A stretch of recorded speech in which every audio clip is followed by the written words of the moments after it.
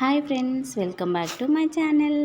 అయితే నేను కూరగాయలు ఎట్లా కట్ చేస్తున్నో ఈ వీడియోలో చూపిస్తాను. నాకు కూరగాయలు చిన్నగా ఉంటేనే మంచిగా అనిపిస్తుంది. అది సోరకాయ అయినా, బీరకాయ అయినా, కాకరకాయ అయినా, లాస్ట్కి నా తలకాయ అయినా కూడా. అయితే ఏమైందంటే, ఇప్పుడు ఈ విషయం ఎందుకు చెప్తున్నానంటే, కొందరు పనికి మాలిన వాళ్ళు ఉంటారు కదా, పని కట్టుకొని ప్రచారాలు చేసేటోళ్ళు. అయితే నా మీద ఏం ప్రచారం చేసిళ్ళంటే, ఆమె కూరగాయలు చిన్న చిన్నగా కోస్తుంది.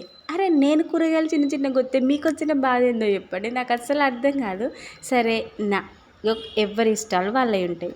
వాళ్ళు కూరలు ఎర్రెర్రగా కారం కారంగా చేస్తారు. నేనేమన్నా అంటానా? నాకు ఇష్టం ఉంటే తింటా, లేదంటే నేను సైలెంట్ అయిపోతా. అప్పుడు నేను ఎట్లా కూర చేస్తే మీకేంది? అవి కూరగాయలు ఉడకాలి, మంచిగా ఉండాలి, కూర టేస్ట్ ఉండాలి. కానీ కూరగాయలు చిన్నగా కొత్తదని ప్రచారాలు చేస్తారు. నిజంగా ఊళ్ళల్లో ఎంత పనికి మాలిన వాళ్ళు ఉంటారంటే, ఎంతసేపు ఒకరి ముచ్చట్లు, ఒకరి విషయాలు ఇవే ప్రచారం చేసుకుంటుంటారు. నిజం చెప్పాలంటే నా మీద ఇలాంటి కామెంట్స్ బోలెడు వచ్చినాయి. అవన్నీ సడన్గా గుర్తొచ్చినప్పుడైతే కన్ఫామ్గా నేనైతే మీ అందరికి షేర్ చేస్తాను. మీ లైఫ్లో ఇలాంటి ఫన్నీ అండ్ చిల్లర కామెంట్స్ వచ్చి ఉన్నట్టే కామెంట్ చేయండి. అండ్ ఈ వీడియో మీకు నచ్చితే లైక్ అండ్ సబ్స్క్రైబ్.